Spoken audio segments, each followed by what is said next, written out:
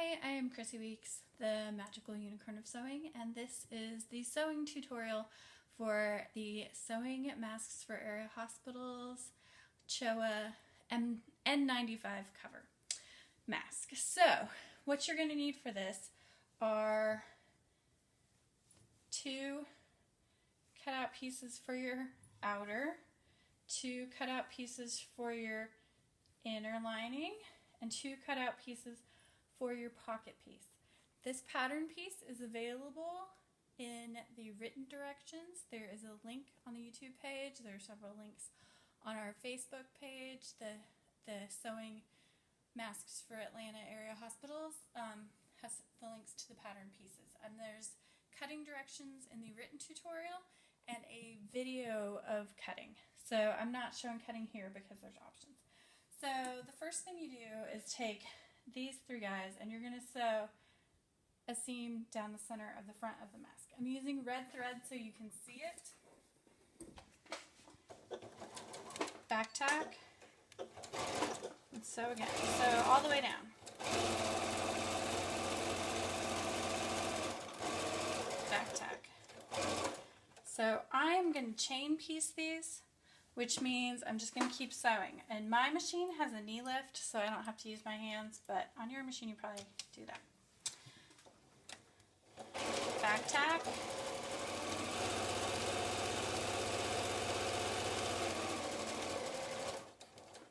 Next piece.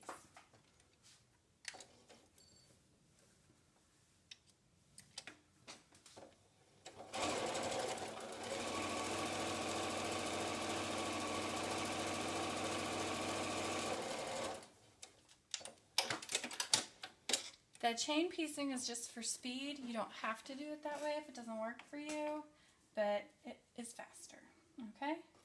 So now we have these 3 guys sewn together. And this is the top of your mask. It's going to go over the nose, and this is the bottom.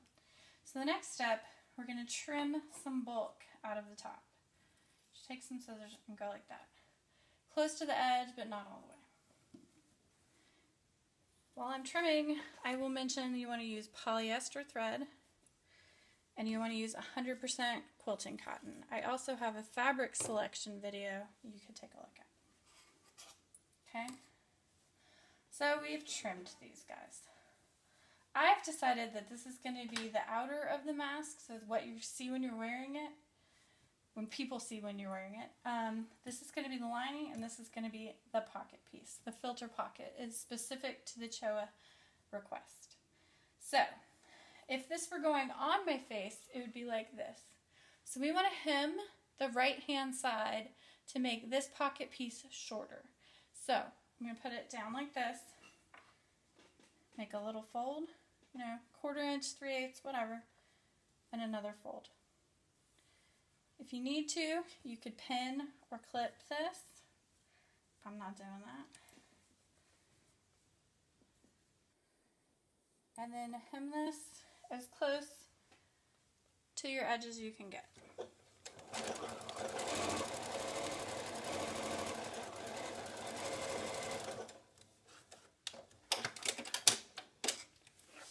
So now your pocket piece is shorter on the side that's going to be the right-hand side. Most people are right-handed, so if you needed to replace the filter when you have this on, or even for replacing the filter when it's down, it's easier right-handed.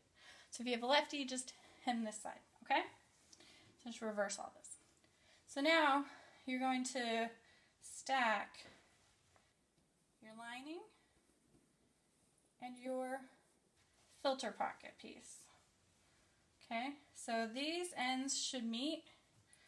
This end, the pocket piece will be shorter, like that. This is your outer.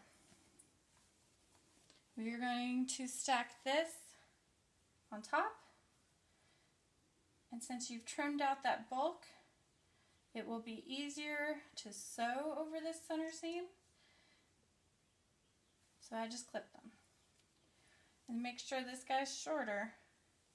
And if you need to, pin or clip this side, okay? And then if you need to pin or clip more, I've done this a lot of times, so I'm just going to hold it, okay? So, again, we're going to sew the top and we're going to back tack. So, there's my back tack, and then I'm going to keep going. 3/8 inch seam, okay? Which is the width of your standard sewing foot. If you just have on a basic foot like this, it should be 3/8 inch. Or close enough.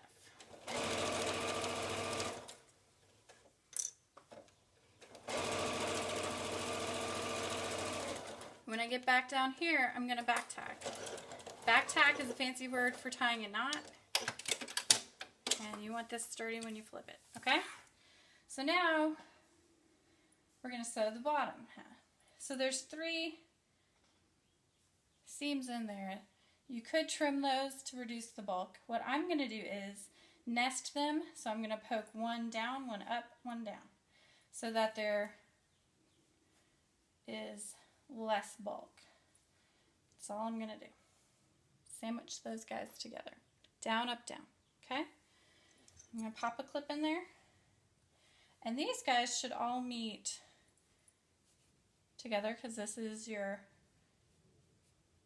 other side. And then this one's a little bit shorter because it's your pocket. Okay?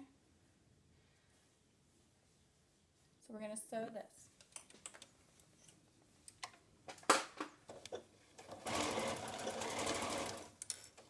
I back tacked and now I'm going across.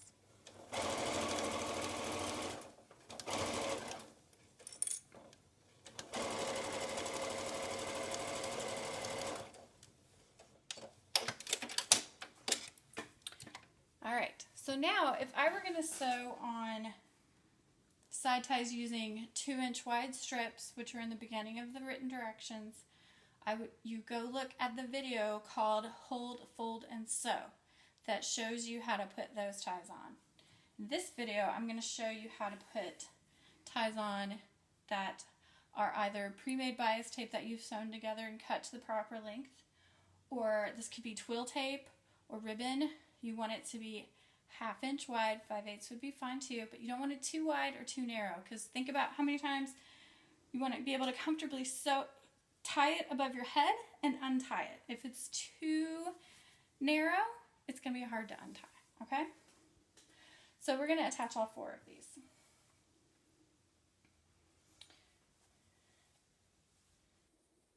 So between the lining piece and the outer, I'm gonna just pop mine through because it's open and I can. So just pick a side. I used red thread so you could see, so just decide if it's gonna be the white side or the thread side out. And you want to leave a little bit of this guy sticking out, okay? And then you could pop a clip or a pin in there to hold it while you do the other side. So you do 4 of these guys. I have a finished edge on here because I used the width of the fabric, so there's the selvage is in there, so that's not going to finish, and I've back tacked really well on there. If you're using twill tape or ribbon, you could just cut them like 22 inches and tie a knot on the ends. I think that would be fun. Okay, so I am going to put this second one in here.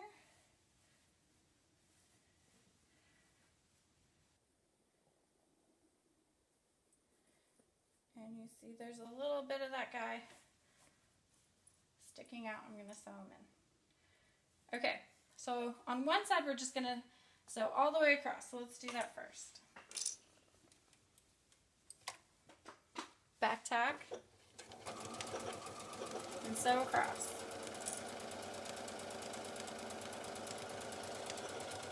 Back tack. Okay. Alright, so this is my second side where I'm going to leave the hole, and I have clipped in my tie, and I put this other tie in and just shoved them in, and I'm going to hold this while I sew. We need to leave a hole that is big enough to flip your project through, okay? So we're going to back tack and sew just past where the tie ends and back tack there, okay? And you can either cut or just pick up your foot and skip over to close to where the other tie starts. And then we're going to back tack there, all the way to the end and back tack. So you've got an opening, and I caught my tail there. That doesn't matter. Structurally, it's fine. Doesn't look pretty, but I caught my thread tail there. That's all that is. Okay, so now you're going to reach in and pull everything through this hole. This is why it's important to make it big enough to get this stuff through. Okay, so you're going to just pull these guys out. Use your tie to pull it out.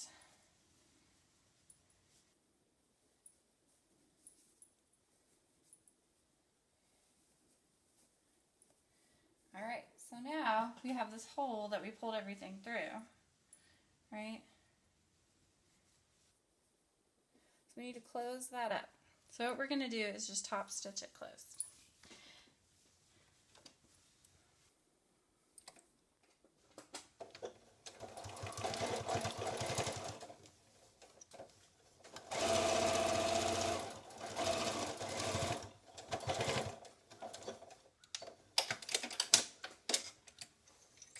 So it is top stitch closed.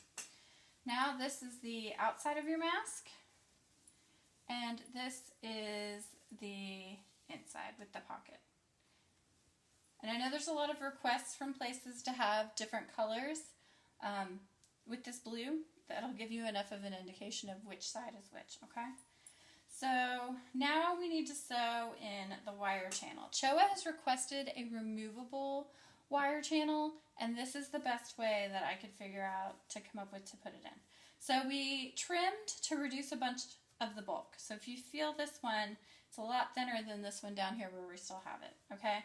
So the wire is going to be 3 inches, so I'm doing a channel that's about 4 inches and easy to get into, okay? So I'm going to set my center seam on this metal piece right here. And then I'm going to put my presser foot out here. This is about 2 inches, okay? You can measure and pen stuff, and this will work. Okay, so then I'm going to back tack.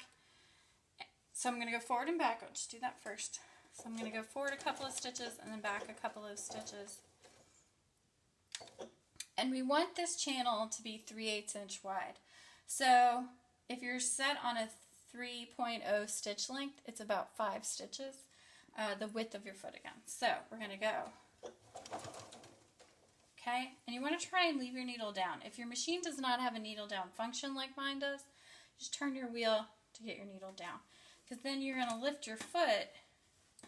You would lift like that, lift your foot, turn your project, and now my edge is lined up with the width of my foot, so I know it's 3/8 inches. So I'm just going to sew across this whole thing. You're going through all 3 layers. And then I'm going to pinch right here because that's about 2 inches from here to here. And when I get down to about there, I'm going to back tack.